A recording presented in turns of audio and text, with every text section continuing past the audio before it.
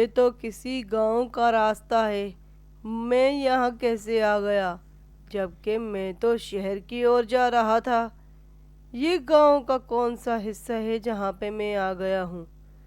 अब तो मुझे समझ ही नहीं आ रहा कहाँ। अरे कौन है जो मुझे डरा रहा है? सामने आ जाओ, जो कोई भी है, मुझे डराओ मत।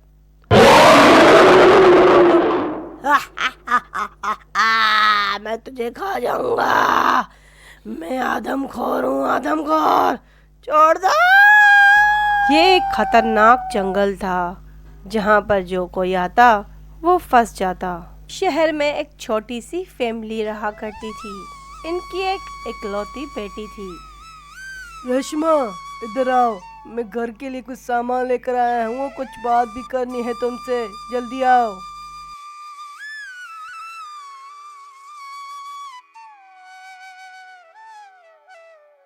जी जी, मैं काम कर रही थी। किचन में कुछ बर्तन पड़े हुए थे, वो साफ कर रही थी। आपने बुलाया? रेशमा, मेरी बेटी को बुलाओ। कहाँ है वो? उसने जिद की थी वेकेशन में हमें गांव जाना है, इसीलिए मैंने बॉस को बहुत ही फोर्स किया कि हमें वेकेशन के लिए छुट्टियां दे दो। मैं अपनी बेटी को घुमाने के लिए गांव लेकर जाऊंगा, जो उसने कभी देखा ही नहीं था। बेचारी छोटी फैमिली को क्या पता कि जब ये गांव जाएंगे इनके साथ कौन सा हादसा होने वाला है। बहुत ही खतरनाक से गांव में ये फैमिली जाने वाली थी। बेचारे लोग। शीतल यार, तुम्हें याद है तुमने कहा था कि तुम जब गांव में जाओगी वेकेशन के लिए तो डॉक्यूमेंट्री बनाओगी? तुम्हें याद है या नहीं? अरे हाँ यार सपना, मैंने पापा से बात की थी कि मुझे डॉक्यूमेंट्री बनानी है विलेज की, और पापा भी मान गए हैं।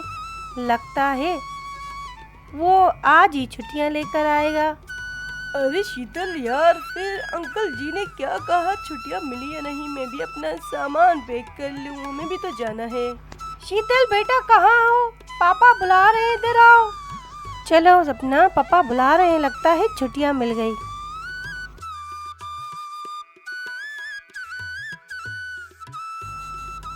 अरे शीतल बेटा, तुमने कहा था ना छुट्टियां लो पापा, हम जाएंगे गांव।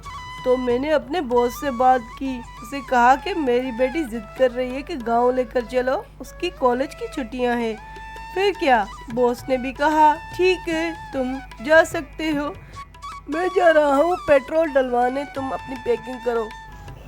अरे सपना बेटी, आप भी चलोगी ना? जल्दी जाओ, पैकिंग करो। और शीतल, तुम भी अपनी पैकिंग जारी रखो, तब तक मैं भी अपनी पैकिंग करती हूँ।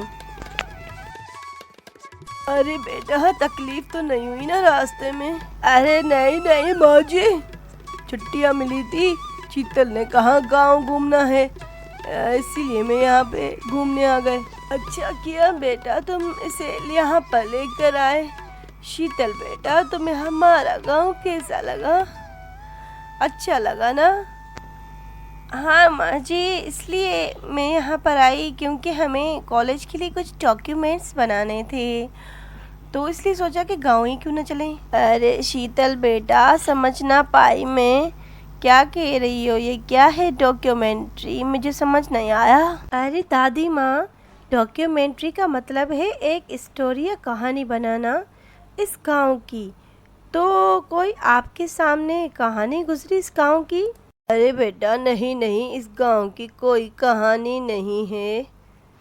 अरे माँ जी, आप वो भेड़िया वाली कहानी क्यों नहीं सुनाती? रामू, छोड़ो इस बात को, तुम जाओ कुछ खाना वाना पकाओ, और जो घर में राशन नहीं वो राशन लेकर आओ, जाओ।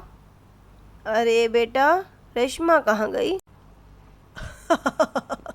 माँ जी, असल में वो किचन में गई हुई है। ने कहा कि किचन साफ कर लूँ, उसके बाद आराम से माँ जान के साथ बैठ के बातें करूँगी। यार सपना, यहाँ भी आ गए, कुछ स्टोरी नहीं मिली, अब क्या करें? यार शीतल, मुझे लग रहा है कि हमें नहीं मिलेगी स्टोरी यहाँ पे। अरे यार सपना, हमारे दिन गुजरते जा रहे हैं और हमें कॉलेज भी वापस जाना है डॉक्यूमेंट्री बना के।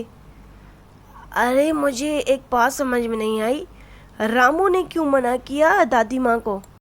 हाँ यार सपना, तुम्हारी बात ये सच है। जब उसने भेड़िया की कुछ स्टोरी बताना चाही तो दादी माँ ने उसे चुप करवा दिया। अब क्या करें तुम बताओ? हाँ शीतल, तो हमें उनसे पूछना पड़ेगा। चलो तो रामू के पास चलते हैं और उससे पूछते हैं कि ये भेड़िया की स्टोरी कौन सी है, वही बताएगा हमें। हाँ यार, पर कैसे चलें? बाहर दादी माँ सो रही है, हमें ना देख ले फिर। ना यार, अब दादी माँ को देखेंगे तो हमारी डॉक्यूमेंट्री कैसे बनेगी। चलो चलते हैं, अब बाहर देख लेते हैं खुद ही हम। चलो, और सपना दोनों घर के बाहर चले जाते हैं और कोशिश करते हैं कुछ रामू ही बता दे भेड़िया की स्टोरी। रामू, तुमसे हम पूछने हैं कि इस गांव में भेड़िया की स्टोरी है तो हमें बता दो।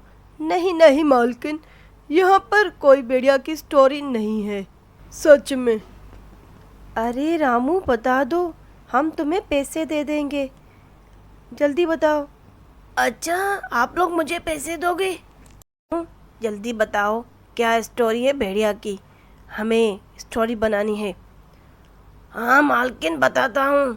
एक भेड़िया है जो मैं बचपन से सुनता आ रहा हूँ, आपकी दादी माँ ने ही बताया था मुझे भी। वो इस जंगल में रहता है, सामने देखो, यहाँ पर नहीं आता। रामू, क्या तुम हमें वहाँ पर लेके जा सकते हो जंगल में? अरे नहीं मालकिन, मैं नहीं लेकर जा सकता, दादी माँ से पहले पूछो फिर जाएंगे। अरे रामू, हमें दादी माँ नहीं जाने देगी वहाँ पर, तुम दादी माँ से बात मत करो।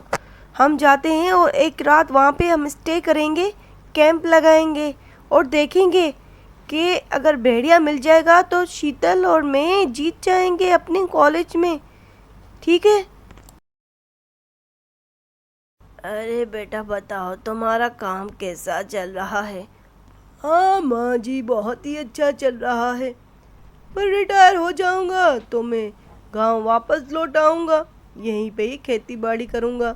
मेरे बचपन के दोस्त मिले और कह रहे थे तुम कब यहाँ पर आओगे, उन्हें भी मैंने बताया बस कुछ साल बचे हैं, मैं यहाँ पर आके अपना घर बनाऊंगा। और सुबह दादी माँ, आप कुछ रामू से कह रही थी भेड़िया वाली कहानी, ये भी मैंने बचपन सुनी थी, बताओ ना। अरे बेटा, रामू को मैंने खुद ही चुप करवाया। 4 दिन पहले एक बुजुर्ग वहाँ से गुजरा जंगल से, उसे भेड़िया ने खा लिया। मैं शीतल को कैसे बताती, वो कहानी की खातिर सीधा जंगल की ओर चली जाती अपनी डॉक्यूमेंट्री बनाने। उसे क्या पता कि कितना खतरनाक वो भेड़िया है, आदमखोर इंसान को खा जाता है। सुनिए, रामू शीतल और सपना को जंगल की ओर ले गया। अरे जिसका मुझे डर था वही हो गया, ये रामू का ही काम होगा, उन दोनों को ले गया जंगल में।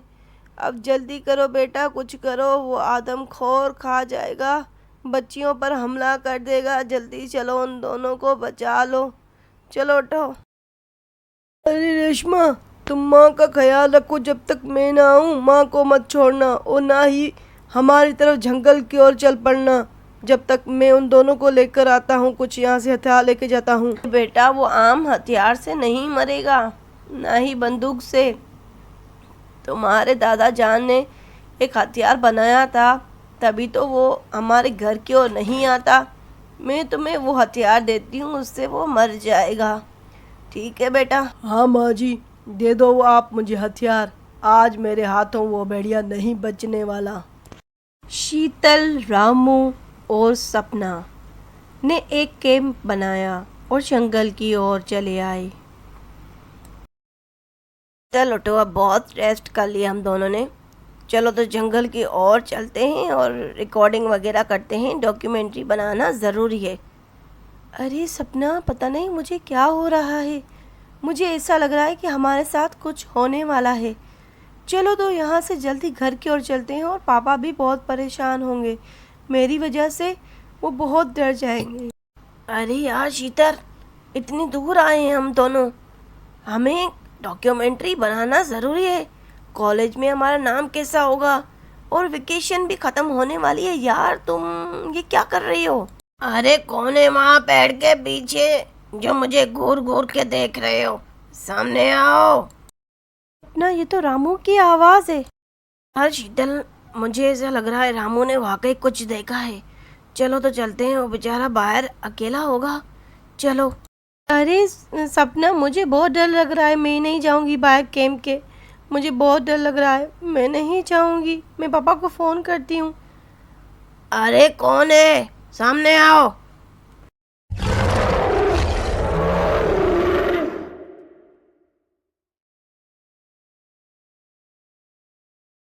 मुझे कोई बचाओ, भेड़िया आ गया मेरे सामने, मुझे मार डालेगा। मुझे छोड़ दो भेड़िया, मैं फिर कभी जंगल नहीं आऊंगा। शीतल, मुझे लग रहा है रामू की आवाज़ बाहर बंद हो गई। चलो देखते हैं बाहर क्या हुआ है। चलो। अरे यहाँ पर रामू नहीं। हाँ यार, पता नहीं कहाँ चला गया बेचारे को, किसी ने खा तो नहीं लिया। वहाँ पर फिर एक भेड़िया आ जाता है जिसने सबको तंग किया होता है।